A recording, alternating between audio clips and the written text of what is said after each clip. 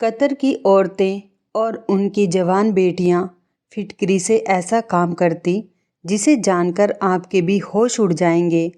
मेरा नाम साधना है। शादी से पहले मैं एक गरीब परिवार से ताल्लुक़ रखती थी। मैं गांव की रहने वाली थी, लेकिन फिर भी मैंने सरकारी स्कूल से 10वीं क्लास तक की शिक्षा पाई हुई थी। मैं बहुत ज़्यादा खूबसूरत तो नहीं थी, लेकिन बस मीडियम सी थी। मैं अपने घर में सबसे बड़ी बेटी थी, इसलिए मेरे माँ बाप को मेरी शादी करने की बहुत जल्दी हो रही थी। वैसे भी गांव में लड़कियों की जल्दी ही शादी कर दी जाती है। मेरे माँ बाप ने मेरे लिए अच्छा रिश्ता देखना तलाश किया, तो पड़ोस के ही गांव से मेरे लिए एक अच्छा सा रिश्ता आया। रिश्ता बहुत अच्छा था। लड़का रहने वाला तो गांव का ही था, लेकिन उसकी नौकरी कतर में लगी हुई थी और उसकी नौकरी बहुत ज़्यादा अच्छी थी। मेरे घर वालों को ये रिश्ता बहुत पसंद आया था। लड़का पढ़ा लिखा भी था, तभी उसकी दूसरे देश में नौकरी लगी हुई थी। मेरी भी यही चाहत थी कि मेरी शादी किसी पढ़े लिखे इंसान से हो। ये रिश्ता मिल जाने के बाद मेरी चाहत भी पूरी हो गई थी और मेरे घर वालों को रिश्ता बहुत पसंद आया था। मेरा होने वाला पति काफ़ी सालों से ही कतर में नौकरी कर रहा था। वो अपने घर में सबसे बड़ा बेटा था। उसके छोटे 3 बहन भाई थे, एक कुंवारा भाई और 2 छोटी बहनें थीं। मेरे होने वाले पति के पिता तो काफ़ी सालों पहले ही गुजर चुके थे, लेकिन माँ का साया अभी तक उन पर था। हमारा रिश्ता फ़ोटो देखकर ही तय हो गया था। मेरा फ़ोटो लड़के को दिखा दिया गया था और लड़के का फ़ोटो मुझे दिखा दिया गया था। क्योंकि लड़का कतर में नौकरी करता था, इसलिए वो बार बार यहाँ पर नहीं आ सकता था। लड़के वालों की शर्त यही थी कि हमारा बेटा शादी के टाइम पर ही हिंदुस्तान वापस आएगा, और मेरा ये रिश्ता मेरे पिता के जानने वाले दोस्त ने ही करवाया था। इसलिए मेरा होने वाला पति मेरे लिए बिल्कुल अनजान था। दोनों परिवारों की मर्जी से हमारा रिश्ता पक्का हो गया और कुछ दिन बाद ही हमारी शादी भी हो गई। मेरी शादी की पहली रात जब मेरे पति से मेरी मुलाकात हुई तो मुझे उनका व्यवहार बहुत पसंद आया था। मेरा ससुराल भी बस ठीक ठाक ही था। ससुराल का घर तो थोड़ा छोटा था, लेकिन मेरे पति की कमाई अच्छी थी, इसलिए मेरी माँ ने मुझे समझाया था, घर से कुछ नहीं होता, लड़के की कमाई अच्छी होनी चाहिए। मैंने भी इस बात को एक्सेप्ट कर लिया था। शादी के 4 दिन बाद ही मेरे पति ने अपना सामान पैक करना शुरू कर दिया था, क्योंकि उनको कतर वापस जाना था। और ये बात सुनकर मैं रोने लगी थी। अभी तो हमारी शादी को 3-4 दिन ही गुजरे थे और मेरे पति शोएब मुझे अकेला छोड़कर जा रहे थे। मैं उनके बिना यहाँ पर कैसे रहूँगी? हमने तो अभी तक एक दूसरे को ठीक तरह से जाना भी नहीं था। मैं अपनी ज़िंदगी अपने पति के साथ गुजारना चाहती थी। शादी से पहले मुझे ये बात तो पता थी कि मेरे पति काफ़ी सालों से ही कतर में नौकरी कर रहे हैं, लेकिन जब शादी के बाद वो 3-4 दिन बाद ही जाने लगे तो मेरे पैरों तले से ज़मीन निकल गई, क्योंकि मुझे तो ये नहीं पता था कि वो अचानक इतनी जल्दी कतर जाने की तैयारी करने लगेंगे। मैंने सोचा था कि शायद वो 1-2 महीने यहाँ पर रुकेंगे, मुझे घुमाएंगे फिराएंगे, उनकी मेरे साथ अच्छी खासी बातचीत होगी, लेकिन ऐसा कुछ भी नहीं था। वो तो 3-4 दिन में ही यहाँ से जाने की तैयारी में लगे हुए थे। मैंने अपनी आंखों में आंसू भरकर अपने पति से कहा भी था कि मैं यहाँ पर आपके बिना कैसे रहूँगी। मेरी बात सुनकर मेरे पति कहने लगे, मेरी मजबूरी है, वहाँ पर मेरी नौकरी लगी हुई है, मैं ज़्यादा टाइम तक यहाँ पर नहीं रह सकता, वरना मेरी नौकरी खतरे में पड़ जाएगी। वैसे तो मैं यहाँ पर 2 महीने की छुट्टियों पर आया था, लेकिन कंपनी ने अचानक ही मेरी छुट्टियाँ कैंसिल करके मुझे वापस बुला लिया है। शायद वहाँ पर काम ज़्यादा है, इसलिए बार बार मेरे पास वहाँ से फ़ोन आ रहे हैं। यह सुनकर मेरी आंखें नम हो गई थी और मुझे गुस्सा भी आ रहा था इस बात पर कि मुझे किसी परदेसी इंसान से शादी ही नहीं करनी चाहिए थी। एक परदेसी इंसान से शादी करना बहुत ही मुश्किल काम है। इस बात का एहसास मुझे आज हो रहा था। मेरे पति ने अपना सामान पैक किया और मुझसे कहने लगे कि मैं थोड़ी देर के लिए बाज़ार जा रहा हूँ, और जब वो घर वापस आए तो मैंने देखा कि वो लगभग 15-20 किलो फिटकरी लेकर आए थे और मुझसे कहने लगे कि ये सारी फिटकरी मेरे सामान में रख दो। इतनी सारी फिटकरी देखकर मैं हैरान हो गई थी और मैंने कहा, आप वहाँ जाकर इसका क्या करेंगे? ये तो बहुत सारी फिटकरी है, इसका भला आपको क्या काम है? और इससे तो आपके सामान का वजन भी बढ़ जाएगा और फिर अलग से फिटकरी के पैसे भी भरने पड़ेंगे। क्या वहाँ भी हमारे इलाके की तरह गंदा पानी आता है जिसे साफ करने के लिए आप फिटकरी लेकर जा रहे हैं? मैंने अपने हिसाब से ही अपने पति को ये सारी बात बता दी थी, क्योंकि मेरी माँ हमेशा ही बर्तनों को साफ करने के लिए थोड़े से बर्तन में फिटकरी डालकर पानी को घुमाकर निकाल लिया करती थी। हमारे एरिए में गंदा पानी आया करता था। माँ कहती थी कि ऐसा करने से बर्तन बिल्कुल साफ हो जाते हैं और पानी के कीटाणु बर्तन पर नहीं लगते हैं। मेरी बात सुनकर शोएब हंसने लगे और कहने लगे, ये तुम्हारे इलाके में बर्तन साफ करने के लिए इस्तेमाल की जाती होगी, लेकिन वहाँ पर तो शुद्ध पानी आता है, बिल्कुल साफ पानी मिलता है। कतर की औरतें इसका कुछ और ही इस्तेमाल करती हैं। यह बात मुझे ठीक से तो नहीं पता है, लेकिन मुझे ये मालूम है कि वहाँ पर इसकी वैल्यू बहुत ज़्यादा है। कतर की औरतें फिटकरी को डबल रेट में खरीदने के लिए तैयार रहती हैं। लगभग हर कतर की औरत के घर में ये फिटकरी मौजूद होती है। मैं जब भी यहाँ पर आता हूँ तो वापसी पर फिटकरी ज़रूर लेकर जाता हूँ। शोएब की बात सुनकर मैं हैरान हो गई थी। यहाँ पर तो हर दुकान पर ही फिटकरी मौजूद होती थी, लेकिन इस टाइम मैं सब कुछ भूलकर अपने पति की टेंशन ले रही थी। मेरे लिए सबसे बड़ी टेंशन मेरे पति की जुदाई थी। मैंने उनके सामान में फिटकरी तो रख दी थी। मैंने रोते हुए शोएब से कहा कि जितनी जल्दी हो सके मुझे भी तुम अपने पास बुला लेना। मैं शोएब को देखकर इतनी बुरी तरीके से रो रही थी कि मेरे आंसू रुकने का नाम ही नहीं ले रहे थे। अभी तो हम दोनों ने अपनी खूबसूरत ज़िंदगी की शुरुआत भी नहीं की थी और इतनी जल्दी जुदाई का टाइम भी आ गया था। शोएब के बिना ससुराल में रहने का सोचकर ही मुझे अंदर से घुटन महसूस हो रही थी। मुझे इस तरह रोता हुआ देखकर शोएब कहने लगे, तुम ज़्यादा परेशान मत हो, वहाँ जाते ही मैं तुम्हें बुलवाने का इंतज़ाम कर लूँगा। मैं जानती थी ये सारे झूठे बहाने हैं, लेकिन सिवाय आंसू बहाने के मेरे पास और कोई चारा भी नहीं था। मेरी दोनों छोटी ननद बहुत ही ज़्यादा चालाक थी। सास तो बीमार रहती थी, इसलिए अपने कमरे से ज़्यादा बाहर निकल कर भी नहीं आती थी, लेकिन मेरी दोनों ननदें हर टाइम मुझ पर निगाह रखती थीं। उन्हें मेरे आंसू ड्रामेबाजी लगते थे। उनका कहना था कि वो भी तो अपने भाइयों की इतने सालों से जुदाई बर्दाश्त कर रही है। खैर, शोएब मुझे छोड़कर चले गए थे, लेकिन जब भी उनका फ़ोन आता था उनकी बहनें फ़ोन पर अपने भाई से मेरी बहुत ज़्यादा बुराइयां किया करती थी। वो इन सब बातों से बहुत तंग आ गए थे। मेरे पति भी मेरे बिना तड़प रहे थे।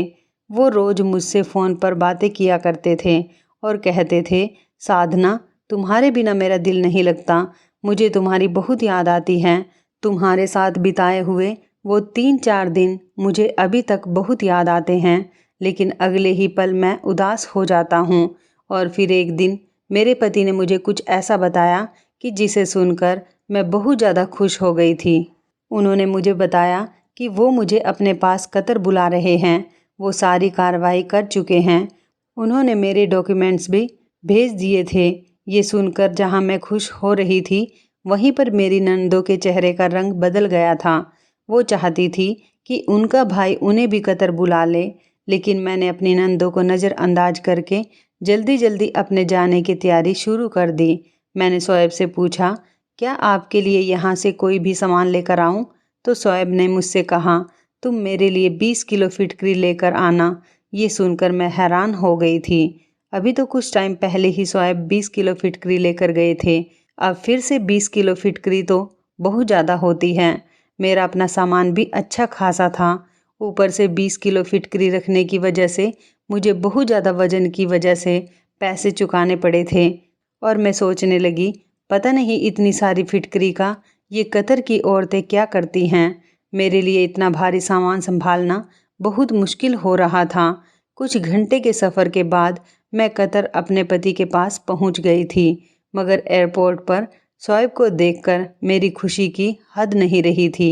मेरे पति ने मुझे देखते ही पहला सवाल यही पूछा कि तुम फिटकरी लेकर आई हो या नहीं। उनकी ये बात सुनकर मेरा दिल टूट गया था। उन्हें मुझसे मिलने से ज़्यादा फिटकरी की चिंता हो रही थी, जबकि मैं उनसे मिलने के लिए बहुत ही ज़्यादा बेताब थी। मैंने खामोशी से फिटकरी से भरा हुआ थैला निकालकर उनको दे दिया, लेकिन ना जाने वो फिटकरी किसको देकर आ गए थे। वापसी पर उनके पास बहुत सारे पैसे थे। जब वो मुझे अपने फ्लैट पर लेकर गए थे, वो मुझे बहुत ज़्यादा प्यार करने लगे और मुझसे बहुत अच्छे से पेश आ रहे थे। अब मुझे उनसे सवाल करने का मौका ही नहीं मिला। थोड़ी देर बाद जब बातों ही बातों में फिटकरी का कोई जिक्र आया, तो मैंने अपने पति शोएब से पूछा कि आखिर आप फिटकरी किसको देकर आए हो। मैं अपने पति की बातों में सब कुछ भूल गई थी। सच कहूँ तो मुझे विश्वास नहीं हो रहा था कि मेरे पति ने मुझे अपने पास बुला लिया है। 2 महीने मैंने अपने पति के साथ बहुत ही अच्छे गुजारे थे। 2 महीने किस तरह से अपने पति के साथ हंसी खुशी गुजर गए थे, मुझे पता ही नहीं चला था। लेकिन 2 महीने पूरे होते ही मेरे पति मुझसे कहने लगे, अब तुम्हें यहाँ पर रखना मेरे लिए पॉसिबल नहीं है। बेहतर यही होगा कि तुम वापस हिंदुस्तान चली जाओ। शोएब की बात सुनकर मैं हैरान रह गई थी और मेरे होश उड़ गए थे। मैंने कहा, ये आप कैसी बातें कर रहे हो? आपके बिना मेरी वहाँ पर कोई ज़िंदगी नहीं। मैं तो अपने सब रिश्तेदारों से कह कर आई हूँ कि अब मैं हमेशा आपके साथ कतर में ही रहूँगी। वैसे भी मैं वहाँ जाकर क्या करूँगी? तो वो कहने लगे कि यहाँ के खर्चे बहुत ज़्यादा हो गए हैं और घर भेजने के लिए भी पैसे नहीं बच रहे। मुझे अपने परिवार का भी खर्चा उठाना है। मेरी माँ बार बार पैसों के लिए फ़ोन कर रही है और बहनों की भी स्कूल की फ़ीस जमा करनी है। वो भी मुझे रोज़ फ़ोन करके तंग कर रही हैं और तुम्हारे यहाँ पर होने की वजह से मेरे सारे पैसे खर्च हो जाते हैं। मैंने गुस्सा करते हुए अपने पति से कहा कि अगर ऐसी ही बात है तो फिर मैं भी यहाँ पर कोई नौकरी कर लेती हूँ। मैं अपना खर्चा खुद उठा लूँगी, लेकिन अब मैं तुम्हें छोड़कर यहाँ से वापस नहीं जाऊँगी। मैं वहाँ पर अकेले ज़िंदगी नहीं गुजार सकती। मेरी बात सुनकर शोएब कहने लगे, तुम्हें भला क्या काम आता है? तुम क्या नौकरी करोगी? यहाँ पर बहुत देर तक सोचने के बाद मैंने शोएब से कह दिया कि मुझे चाहे लोगों के घरों में झाड़ू बर्तन ही क्यों ना करना पड़ जाए, मैं सब कुछ कर लूँगी, मगर यहाँ से वापस नहीं जाऊँगी। शोएब को मेरी बात मजाक लगने लगी थी, लेकिन मैंने आसपास के फ्लैट वालों से कहकर कुछ फैमिली में घर का काम तलाश कर लिया था। उन दिनों मेरी काफ़ी लोगों से जान पहचान हो गई थी, क्योंकि हम जिस जगह पर रहते थे वहाँ पर ज़्यादातर हिंदुस्तानी फैमिली ही रहती थी और इस समय मेरी जान पहचान वाली औरतें मेरे काम आ गई थी। 2-3 ऐसी फैमिली थी जिन्हें खाना बनाने के लिए एक औरत की तलाश थी, इसलिए उन्होंने मुझे अपने घर काम करने के लिए रख लिया।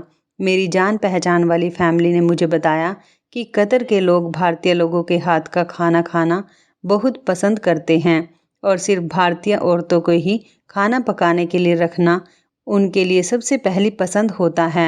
मुझे 3-4 घरों में एक साथ काम करने का मौका मिल गया था।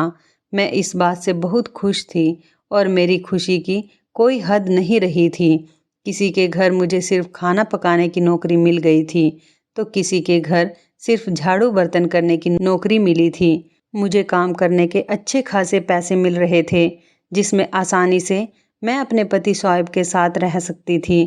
खाना पकाना तो मैं पहले से ही जानती थी, क्योंकि कुकिंग में तो मैं शादी से पहले से ही बिल्कुल परफेक्ट थी। मैं यूट्यूब या फेसबुक पर लोगों की वीडियो देख देख कर तरह तरह के खाने बनाती रहती थी और अब यही बात मेरे काम आने वाली थी। रात को जब शोएब घर पर लौटे और मैंने उन्हें बताया कि मुझे आसपास के घरों में खाना बनाने की और साफ़ सफाई करने की नौकरी मिल गई है और उन लोगों ने मुझे अपने घर पर काम पर भी रख लिया है, ये बात सुनकर मेरे पति हैरान रह गए थे और कहने लगे, तुमने तो सच में ही काम ढूंढ लिया, लेकिन मैं तुम्हें दूसरों के घर जाकर काम करने की परमिशन नहीं दे सकता। शोएब ने मेरी सारी खुशियाँ खाक में मिला दी थी, लेकिन मैं इतनी आसानी से हार मानने वाली नहीं थी। शोएब की बात सुनकर मैं ज़ोर ज़ोर से रोने लगी। मेरे आंसुओं ने शोएब के दिल को मोम कर दिया था। अब खुद भी वो मेरे बिना नहीं रहना चाहते थे। मैं अच्छी तरह से जानती थी कि मेरी ननदें ही मेरे पति को बहका रही हैं। मुझे वापस हिंदुस्तान बुलाने के लिए उन पर दबाव डाल रही हैं और मजबूर होकर ही वह मुझे कतर से हिंदुस्तान वापस भेजना चाह रहे थे, लेकिन उनका मुझे भेजने का कोई मन नहीं कर रहा था।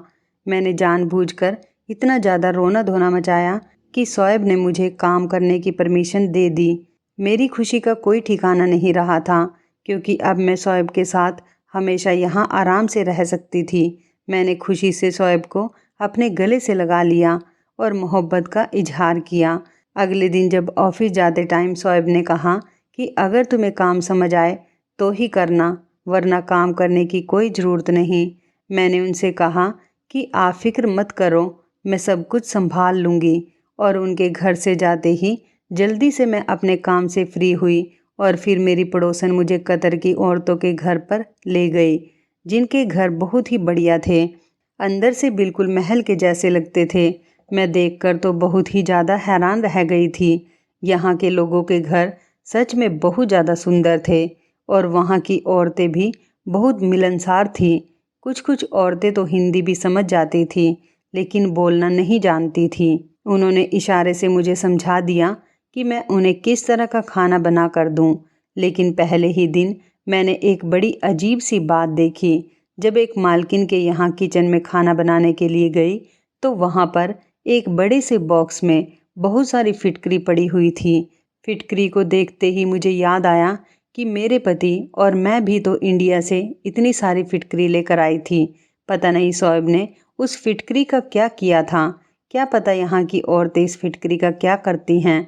लेकिन ये सवाल मैं किससे पूछती, क्योंकि इस घर में मौजूद जितने भी नौकर थे वो सब हिंदी नहीं जानते थे और ना ही इंग्लिश जानते थे।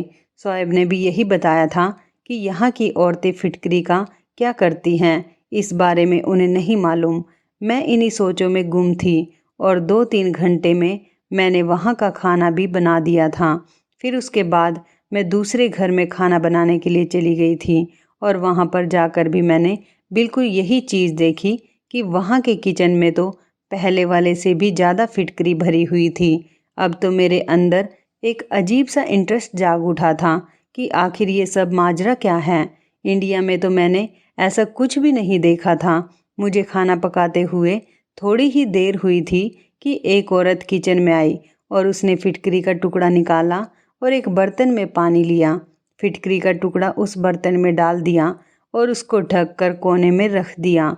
पता नहीं उसने पानी में फिटकरी डुबोकर क्यों रखी हुई थी। मुझे मालूम नहीं हो सका कि वह औरत ऐसा क्यों कर रही थी, क्योंकि वो ये काम चोरी चुपके कर रही थी और मैंने काम करते हुए उसे देख लिया था, जैसे वो नहीं चाहती हो कि मैं उसकी तरफ देखूं। इस बात पर तो मैं और भी ज़्यादा हैरान हुई थी।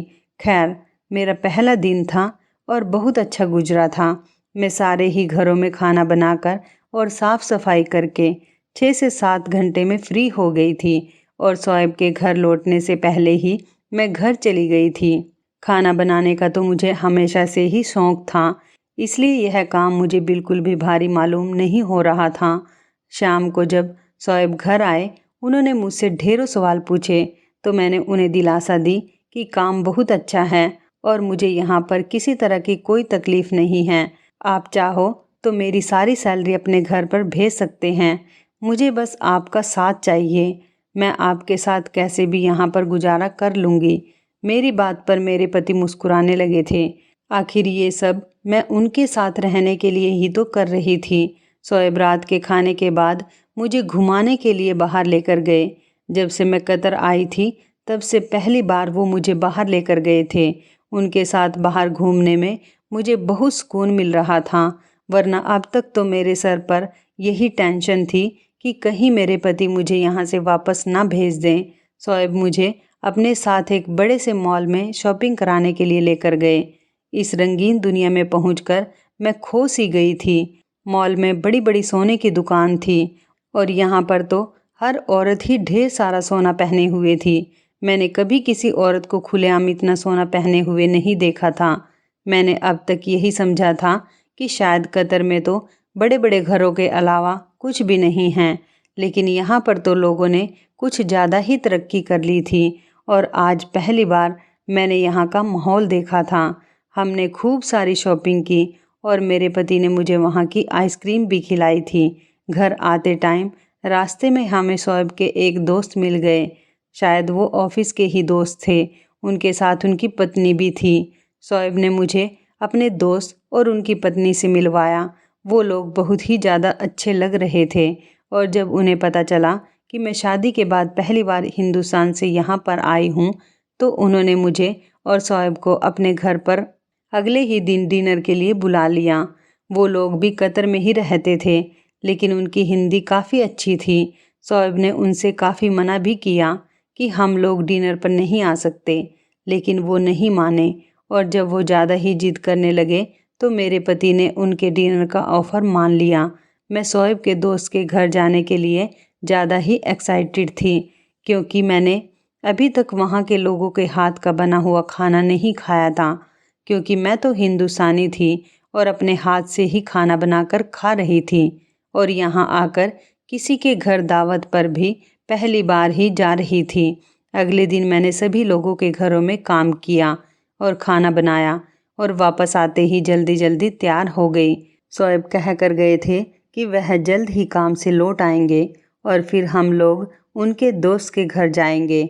शोएब के आते ही हम दोनों उनके दोस्त के घर के लिए निकल गए थे। उनके दोस्त और उनकी पत्नी ने बहुत ही अच्छी तरह से हमारा वेलकम किया था। मैं शोएब के दोस्त का घर देखती ही रह गई थी। घर बाहर से जितना खूबसूरत था, अंदर से उससे कई गुना खूबसूरत था। उनके 2 प्यारे से बेटे थे और एक छोटी सी 3 महीने की बेटी भी थी। छोटी बेटी को देखते ही मुझे उस पर बहुत ज़्यादा प्यार आ गया था। शोएब के दोस्त की पत्नी का नाम आयशा था। वो किचन में खाने की तैयारी कर रही थी। मैं भी उन्हीं के पास जाकर खड़ी हो गई। मुझे देखकर वो मुस्कुरा कर कहने लगी कि भाभी, आप बैठ जाओ, मैं बस खाना तैयार करके आपके पास आती हूँ। मैंने उनकी बात को इग्नोर करते हुए कहा कि मैं आपकी मदद करवा देती हूँ और फिर मैंने उनकी मदद करना शुरू कर दी और तभी मेरी नज़र आयशा भाभी के किचन में रखी हुई फिटकरी पर पड़ी। उन्होंने भी फिटकरी को एक डिब्बे में रखा हुआ था। डिब्बा ट्रांसपेरेंट था, इसी वजह से मुझे उसके अंदर की फिटकरी ठीक से दिखाई दे रही थी। एक बार फिर से मेरे दिल में यही सवाल उठा कि आखिर ये कतर की औरतें फिटकरी का क्या करती हैं। मैंने सोचा कि मैं इस फिटकरी का राज आयशा से पूछ लेती हूँ, मगर आयशा से पूछने में मुझे थोड़ी झिझक महसूस हो रही थी क्योंकि जिस घर में मैं काम किया करती थी वहाँ की मालकिन ने छुपाने के अंदाज में फिटकरी को पानी में डाल कर रखा था। पता नहीं इसके पीछे कौन सी बात हो सकती है। आयशा का ध्यान तो खाना बनाने में लगा हुआ था। अब मुझसे रहा नहीं गया तो मैंने उनसे पूछ ही लिया कि ये फिटकरी यहाँ पर क्यों रखी हुई है। आखिर आप लोग इतनी सारी फिटकरी का क्या करते हो? हमारे यहाँ तो फिटकरी इतनी ज़्यादा तादाद में किचन में नहीं रखी जाती। मेरी ये बात सुनते ही आयशा के चेहरे का रंग बदल गया और उसने जल्दी से फिटकरी के डिब्बे को उठाकर कबाड़ में रख दिया। उसका अंदाज भी बड़ा अजीब सा था।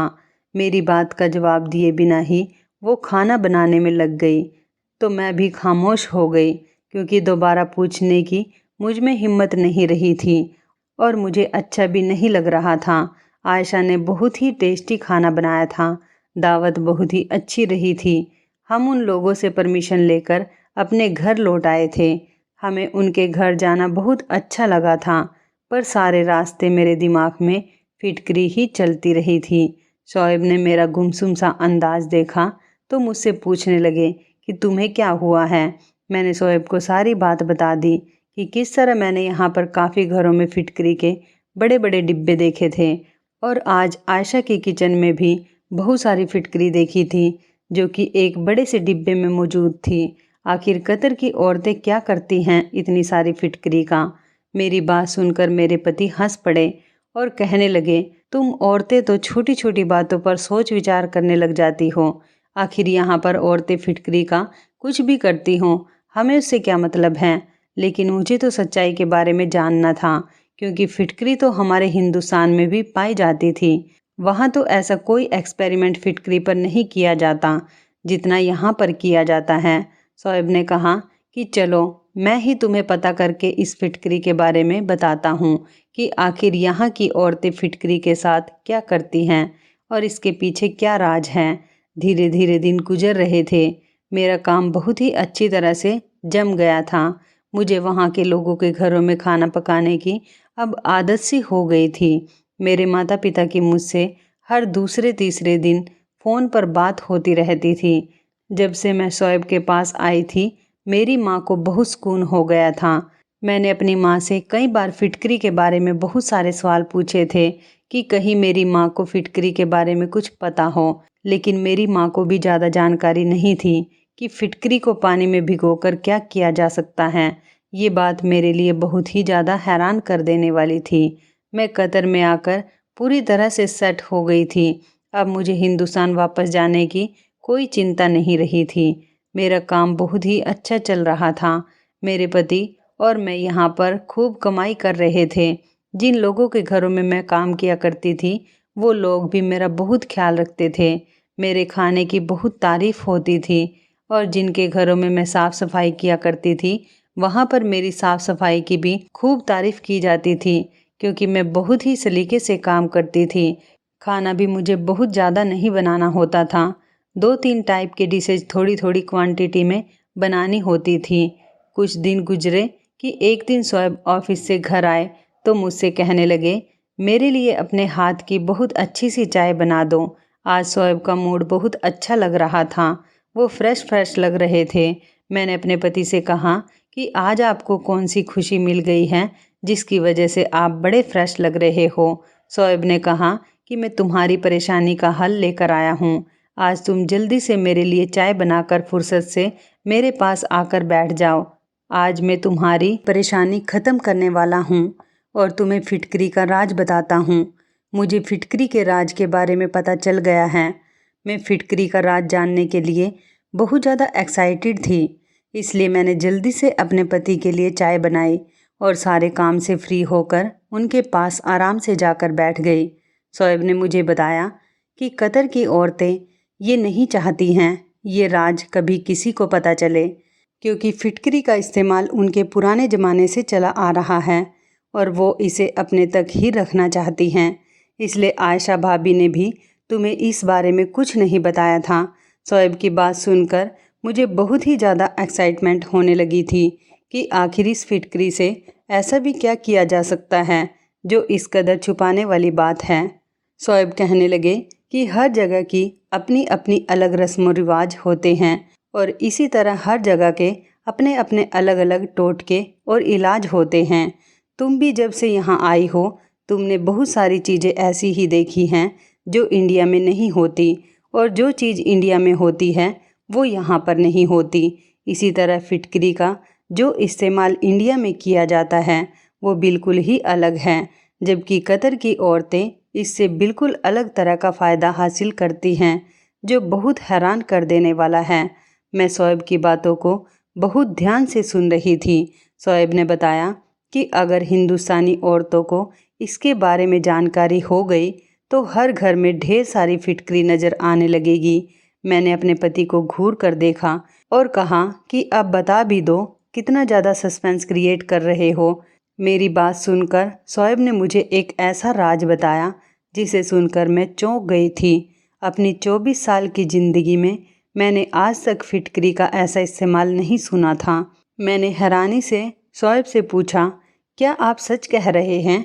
शोएब कहने लगे, हाँ बिल्कुल यही बात है। मैंने अपने कतर में रहने वाले बहुत करीबी दोस्त से इस बारे में पता किया है और उसने ही मुझे ये फिटकरी का राज बताया है। मेरा ये दोस्त वही है जिसे मैं इंडिया से फिटकरी लाकर महंगे दामों में बेच देता हूँ। इससे मुझे काफ़ी प्रॉफिट होता है, क्योंकि फिटकरी यहाँ पर बहुत ज़्यादा महंगी है और फिटकरी का इतना ज़्यादा इस्तेमाल होने पर यहाँ पर फिटकरी ज़्यादा आसानी से मिलती भी नहीं हैं। इसलिए मैं जब भी इंडिया जाता हूँ तो वहाँ से फिटकरी ज़रूर लेकर आता हूँ और यहाँ पर महंगे दामों में बेच देता हूँ। यहाँ के लोग महंगे दामों में भी आसानी से फिटकरी को ख़रीद लेते हैं। और शोएब ने मुझे बताया कि कतर की औरतें पहले फिटकरी से एक ख़ास तरह की दवाई तैयार करती हैं जो उन्होंने अपने बुजुर्गों से तैयार करना सीखी हैं। पानी में कुछ सामान मिलाकर ये दवाएं तैयार की जाती हैं और फिर फिटकरी को इस पानी में मिलाने के बाद कई दिन के लिए रख दिया जाता है। उसके बाद रोज़ सुबह को बासी मुंह पानी वाली फिटकरी को पीसकर इस्तेमाल किया जाता है।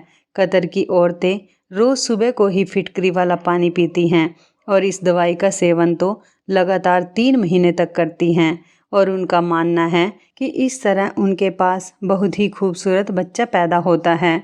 इसलिए कतर की औरतें पूरी लगन से उस दवाई को पीती हैं।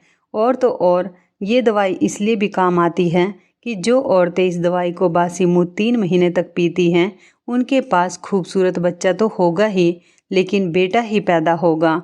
इस दवाई को पीने से बेटे की ही पैदाइश होती है। ये बात मेरे लिए बहुत ही अनोखी थी और सच में शोएब ने ठीक कहा था कि अगर हिंदुस्तानी औरतों को इस बारे में पता चल जाता तो सब की सब औरतें इसी टोटके को इस्तेमाल करना शुरू कर देती। मगर मुझे ये समझ नहीं आया था कि कतर की औरतें इस बात को इतना छुपाती क्यों हैं। मेरी बात सुनकर शोएब कहने लगे, हर किसी के अपने अलग तौर तरीके होते हैं और ज़्यादातर औरतें बताना भी नहीं चाहती कि वो बच्चा पैदा करने के ये टोटके का इस्तेमाल कर रही हैं। उन्हें लगता है कि किसी को बताने से उनका टोटका ख़राब हो जाएगा। शोएब की बात सुनकर मैं अफसोस भरे शब्दों में कहने लगी कि मेरे पास तो अब फिटकरी भी नहीं है और ना ही मुझे ये दवाई बनाने का तरीका आता है। मेरी बात सुनकर वो हंस पड़े और कहने लगे कि मुझे बस बच्चे की चाहत है, चाहे वो बेटा हो या बेटी, मुझे इस बात से कोई फ़र्क नहीं पड़ता। शोएब की सोच जानकर मुझे बहुत खुशी हुई थी कि दूसरे मर्दों की तरह उन्होंने बेटे की इच्छा जाहिर नहीं की थी। मैं अभी तक जिन घरों में काम कर रही थी उनमें से कुछ ही दिनों में एक घर की मालकिन प्रेग्नेंट हो गई थी। मैंने अपने हिसाब से उनका खूब ख्याल रखना शुरू कर दिया था और हैरत की बात यह थी कि उस औरत ने बेटे को ही जन्म दिया था। शायद उनकी बनाई हुई दवाई काम आ गई थी। कुछ ही दिनों में ऊपर वाले ने मुझे भी गुड न्यूज़ दे दी थी, लेकिन मैंने ऐसी कोई दवाई इस्तेमाल नहीं की थी और मैं पूरे 9 के 9 महीने बिल्कुल फिट रही थी। 9 महीने के बाद जब मैंने बच्चे को जन्म दिया तो ये देखकर मैं हैरान रह गई थी कि मेरा भी बेटा ही पैदा हुआ था। मैंने तो ऐसी कोई दवाई नहीं पी थी, लेकिन फिर भी ऊपर वाले ने मुझे बेटे से नवाज दिया था। बेटा या बेटी ये सब तो ऊपर वाले के हाथ में हैं, लेकिन हम इंसान हमेशा अपने तौर पर टोटके करते रहते हैं। कतर की औरतें भी ऐसे ही टोटकों के चक्कर में फंसी रहती हैं। मैं ये बात तो नहीं जानती थी कि कतर की कितनी औरतें इस फिटकरी की दवाई के टोटके को जानती हैं, लेकिन जहाँ तक मैंने देखा था ज़्यादातर कतर की औरतों के घर में फिटकरी मौजूद थी। क्या आप लोग भी बेटे के लिए किसी ऐसे ही टोटके का इस्तेमाल करते हैं या अपने आसपास किसी को बेटे की इच्छा में इस तरह के जादू टोने या टोटके ये किसी बाबा के पास जाते हुए देखते हैं? ये सारे काम बिल्कुल ही गलत हैं। ऊपर वाला हमें बेटा दे या बेटी, हमें उसकी रहमत समझकर अपने पास रख लेना चाहिए। ऊपर वाला हमें औलाद से नवाज रहा है, यही हमारे लिए बहुत है। बेटा या बेटी कुछ नहीं होता, औलाद होना ही सबसे बड़ी बात होती है।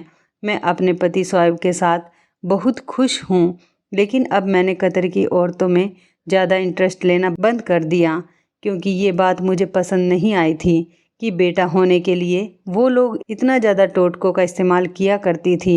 बेटी होने के लिए भी तो लोग टोटके का इस्तेमाल कर सकते हैं। आखिर बेटी भी ऊपर वाले की ही देन होती है। मुझे तो बेटियां बहुत पसंद है और मैं दुआ करती हूँ कि अगली होने वाली औलाद ऊपर वाला मुझे बेटी ही दे। मुझे बेटियां बहुत पसंद हैं। मैं अपने बेटे के साथ बहुत ज़्यादा खुश हूँ, लेकिन मुझे अभी भी एक बेटी की ख्वाहिश और है ताकि मेरी फैमिली कंप्लीट हो जाए। तो इस कहानी के बारे में आपकी क्या राय है, कमेंट करके ज़रूर बताइएगा। दोस्तों, आपको हमारी ये मज़ेदार कहानी कैसी लगी, आप हमें कमेंट बॉक्स में ज़रूर बताएं। यदि आपके पास भी ऐसी कोई प्यारी सी कहानी है या फिर ऐसी कोई कहानी जिससे कुछ शिक्षा मिले, तो आप हमारे साथ उसको ज़रूर शेयर करें। दोस्तों, यदि आपको हमारी ये वीडियो अच्छी लगे तो आप हमारी इस वीडियो को लाइक शेयर ज़रूर करें और ऐसी ही दिल को छू लेने वाली प्रेरणादायक कहानियाँ सुनने के लिए हमारे चैनल को भी सब्सक्राइब करें। यदि आप हमें फेसबुक पर देख रहे हैं तो आप हमारे फेसबुक पेज को लाइक और फॉलो ज़रूर करें। तो दोस्तों फिर मिलते हैं ऐसी ही ज़बरदस्त कहानी या टिप्स के साथ नई वीडियो में। तब तक के लिए धन्यवाद। आप सभी अपना ख्याल रखना। आपका दिन शुभ व मंगलमय हो।